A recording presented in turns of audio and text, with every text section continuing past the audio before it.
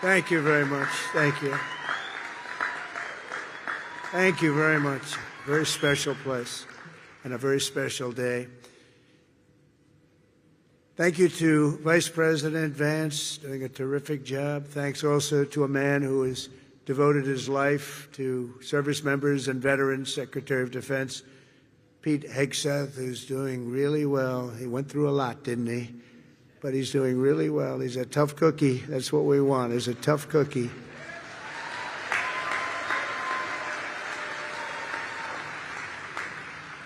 And we're grateful to be joined as well by Chairman Kaine, terrific military person, members of the Cabinet, members of Congress, members of the United States Armed Forces, veterans, and many other distinguished guests.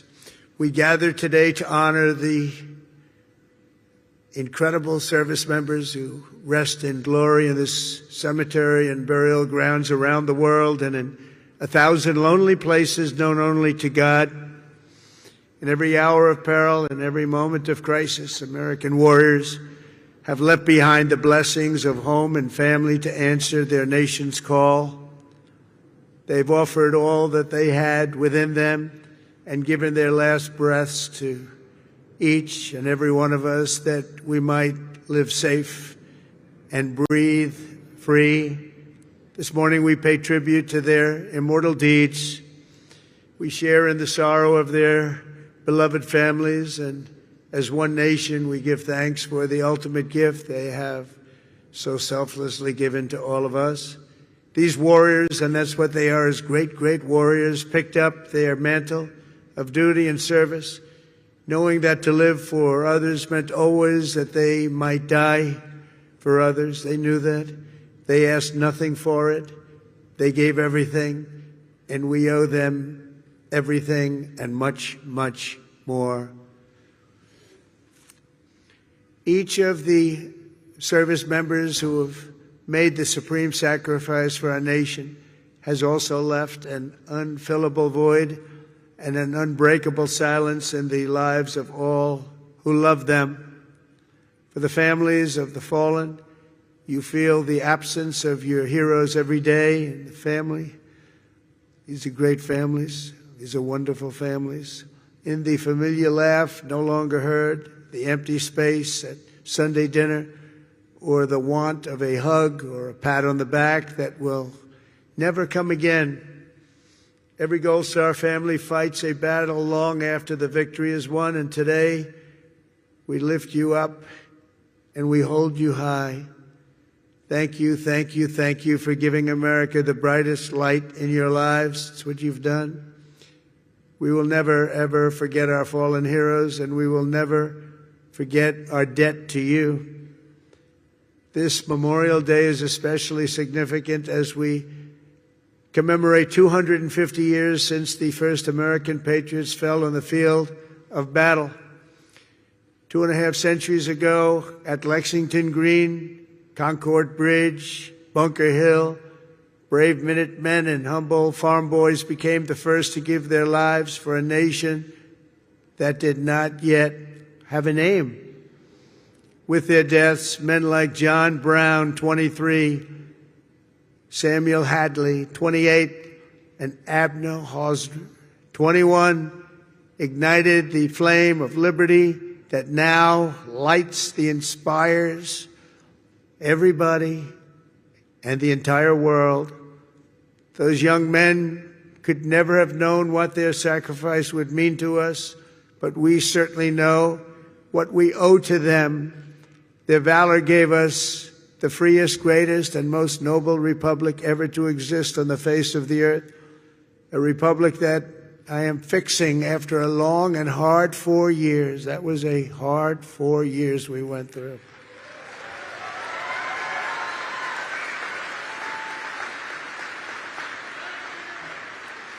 Who would let that happen?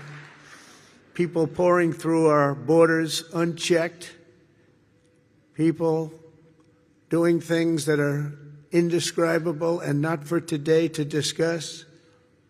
But the republic that is now doing so very well, we're doing so very well right now, considering the circumstances, and we'll do record-setting better with time. We will do better than we've ever done as a nation, better than ever before. I promise you that.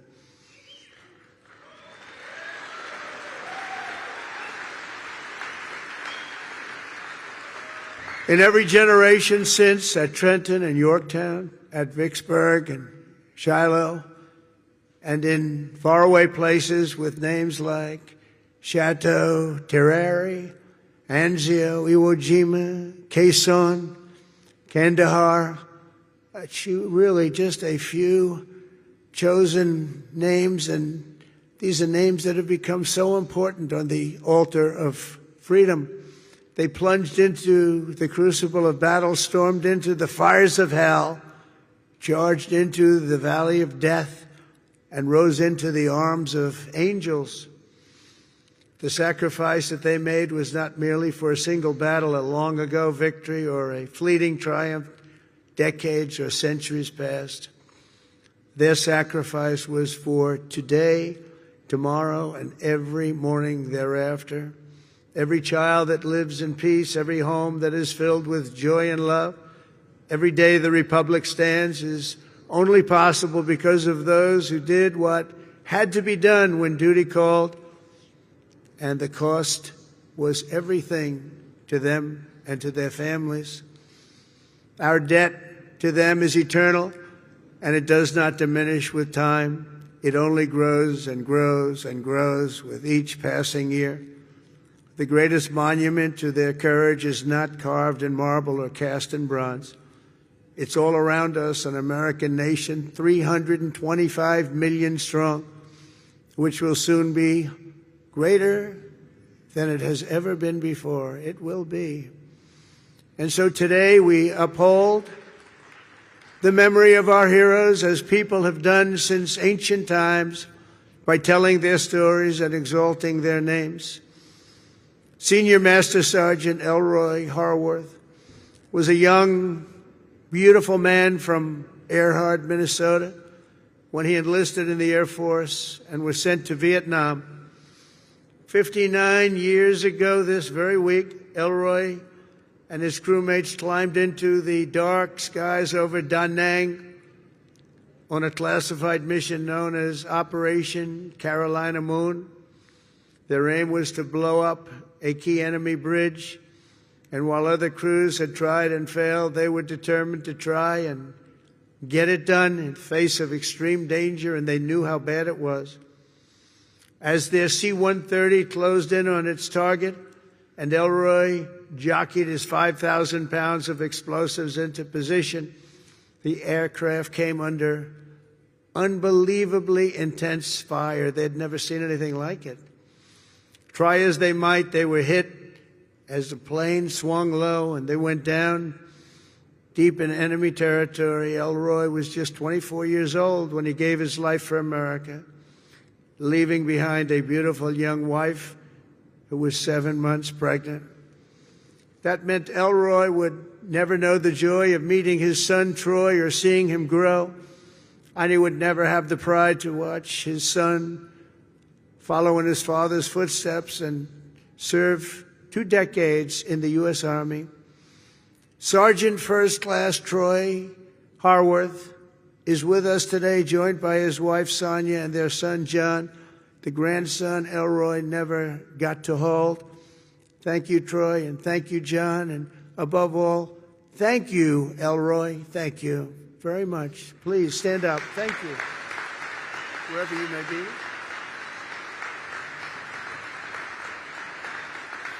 Thank you very much. Great family. Corporal Ryan McGee of Fredericksburg, Virginia, knew from the time he saw the towers fall on 9/11 that he wanted to be an Army Ranger. He was an American guy, all American. He was a tough guy. He was the top of everything. In high school, he was captain of the football team and was voted friendliest and most charming by his peers. Ryan joined the Army soon after graduation, and after 3 tours in Afghanistan, he deployed to Iraq. He and his unit were tasked with hunting down a weapon facilitator and a suicide bomber cell near Baghdad, a vicious, vicious cell, killing many, many people. 16 years ago this month, they engaged the enemy in a firefight, and Ryan was mortally wounded. He gave his life at 21 years old, and today he rests until the end of time in the famed Section 60 here at Arlington, where we have buried our honored dead from the War on Terror. We are joined today by Ryan's mom, Sherry, and Sherry, all of America shares in your grief, and more importantly, we share in your pride in your wonderful son. And thank you so much for being here, Sherry. Please, Sherry.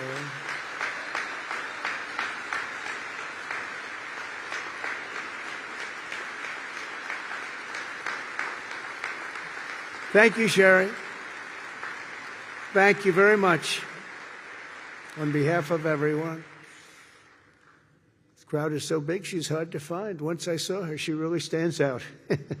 Thank you, Sherry, very much. Senior Chief Petty Officer Shannon Kent grew up in Pine Plains, New York, before enlisting in the Navy in 2003. And she quickly became one of the rising stars. She was an absolute winner. As a linguist, translator, and cryptologic technician, Shannon worked alongside elite special force units like Delta Force and Navy SEALs to help them capture and kill terrorists. She was among the first women ever to do it, and she did it better than anyone. In January 2019, Shannon was on her 5th combat deployment, embedded with a team hunting ISIS terrorists through the streets of Syria when a suicide bomber detonated his weapon, killing Senior Chief Kent and 3 other wonderful, beautiful Americans. She left behind her husband, Joe, and their 2 sons, 3-year-old Colt and 18-month-old baby Josh. Today, Shannon rests in peace on these grounds alongside her comrades. To her boys, Colt and Josh, who are here this morning, now aged 9 and 7, let me say your mom was a hero, and her love, her strength, and her spirit are always with us and always be with you. She loved her boys. To Joe, the boys, Shannon's parents, Mary and Stephen, and her sister Mariah, Shannon's name will live forever in the chronicles of true American patriots. I just want to thank you, and thank you so much for being here in honor of your magnificent family member. Stories like Shannon's, Ryan's, and Elroy's remind us of the real meaning of the day. And I want to just say, please stand up wherever you may be. The boys, I want to see those boys. Where are you?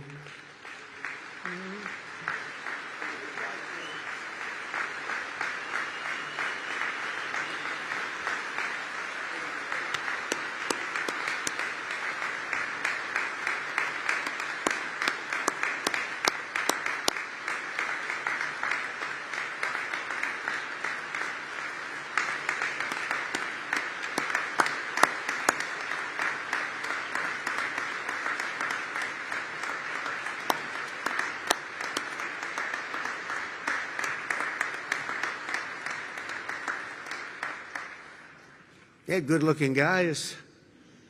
Thank you very much for being here. All of you, thank you so much.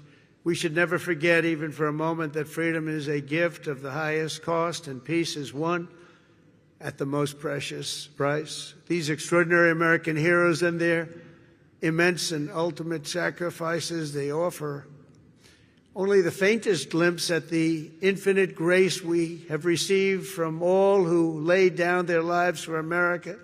Over the past 250 years, we're going to have a big, big celebration, as you know, 250 years. In some ways, I'm glad I missed that second term where it was, because I wouldn't be your president. For that most important of all, in addition, we have the World Cup and we have the Olympics. Can you imagine? I missed that 4 years, and now look what I have. I have everything. Amazing the way things work out.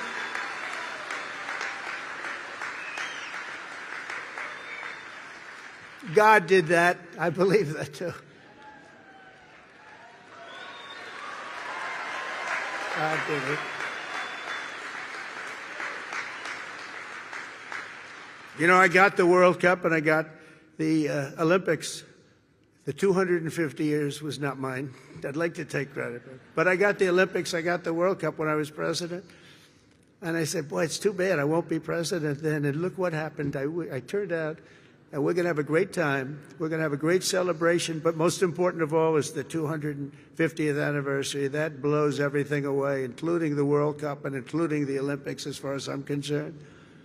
In any corner of this cemetery, at any resting place for our war dead, anywhere on earth, you'll find untold stories of equal heroism and heartbreak, unmatched patriotism and devotion, and acts of selflessness and courage so enormous they defy comprehension. Most people can't even imagine it. Great poets have written that it's love which moves the sun and the stars, but here on the sacred soil, right where we are, we're reminded that it's love which moves the course of history and moves it always toward freedom, always.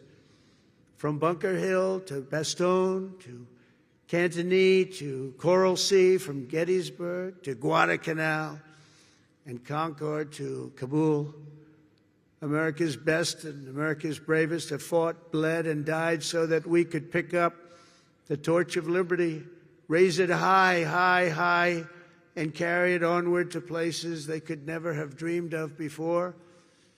Today we honor their memory. We remember their gallantry. We just revere, in the highest sense, we just revere their incredible legacy. We salute them in their eternal and everlasting glory, and we continue our relentless pursuit of America's destiny as we make our nation stronger, prouder, freer, and greater than ever before. May God bless our fallen heroes. May God bless our Gold Star families. And may God bless the United States of America. Thank you very much, everybody. Great honor. Thank you.